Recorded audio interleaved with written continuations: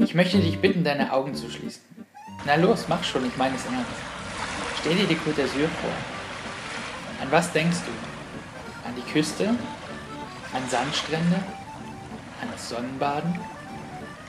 Dann mach jetzt die Augen wieder auf und ich zeige dir eine andere Seite der Côte d'Azur. Eine ganz andere.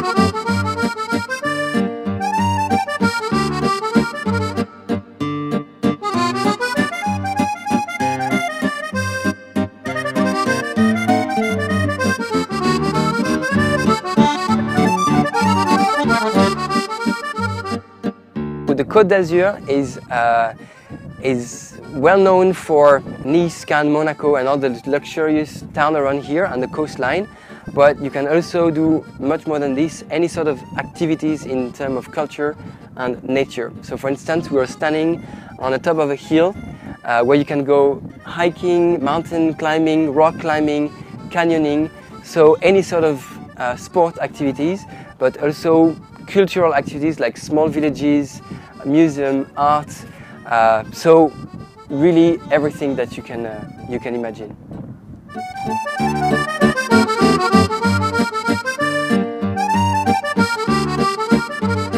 Bienvenue sur la Côte d'Azur, sur les montagnes de la Côte d'Azur. La Côte d'Azur a un défi à relever, c'est de faire connaître son arrière-pays. Les Alpes-Maritimes sont composées à 80% de montagnes et 20% de côtes. Et le gros défi à relever pour notre département, c'est de faire connaître cet arrière-pays qui est superbe et qui nous propose différentes activités, des activités nature comme celle qu'on vient de faire maintenant, les descentes VTT. Nous pouvons profiter au parc de la Moulière, nous pouvons profiter d'un télésiège qui nous remonte au sommet et qui nous fait descendre, qui nous permet de descendre sur les pistes de ski et sur les pistes VTT qui sont tracées entre les arbres, qui nous fait trouver de bonnes sensations.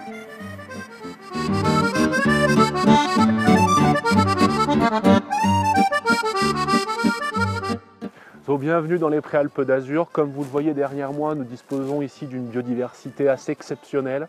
Alors ça s'explique par le fait qu'on est à la frontière entre deux climats. Il y a le climat alpin derrière les montagnes, le climat méditerranéen. Donc ça c'est super intéressant en termes de biodiversité. Et voilà, ce qu'on essaie de montrer ici, c'est l'importance des animaux sauvages dans tout ce qui est développement et maintien de cette biodiversité tout à fait exceptionnelle.